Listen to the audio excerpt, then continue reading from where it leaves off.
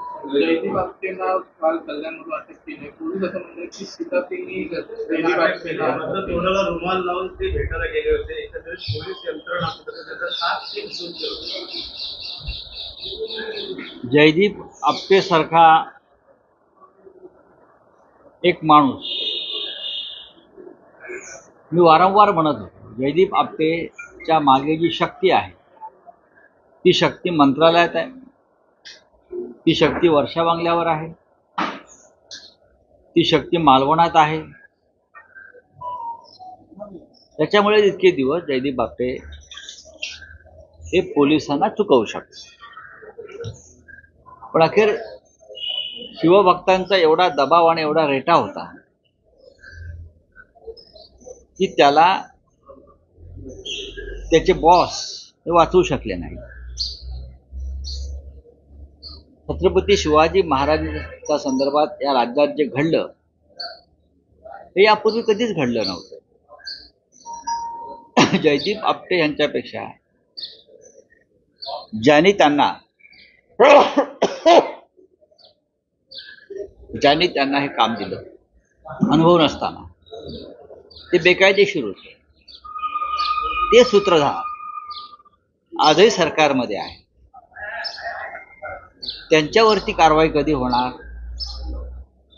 आणि जयदीप आपटे यांना अटक होण्याआधी सिंधुदुर्गच्या कोर्टामध्ये त्यांच्या जामिनाची तयारी 8 दिवसापासून सुरू आहे. आणि त्या संदर्भात ठाण्यातून सूत्र हलत आहेत.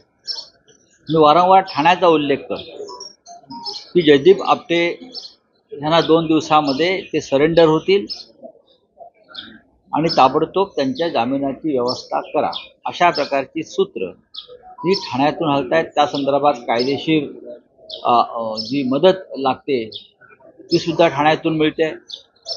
छत्रपती शिवाजी महाराजांच्या नावानं ज्यानं बाजार मांडला आणि केला, त्या सगळ्याचं जे षडयंत्र आहे त्या षडयंत्राचे सूत्रधार हे ठाण्यातच आहे. बघा हे लहान मासे मोठे मासे यात प्रश्न नाही आहे. आम्ही यात राजकारण करू इच्छित नाही. छत्रपती शिवाजी महाराजांच्या अपमानानंतर या राज्यात जी स्थिती निर्माण झाली आणि लोकभावना दडपण्याचा प्रयत्न झाला, तो कोणाला तरी पाठीशी घालण्यासाठी, या संपूर्ण कामात जो भ्रष्टाचार झालेला आहे तो दडपण्यासाठी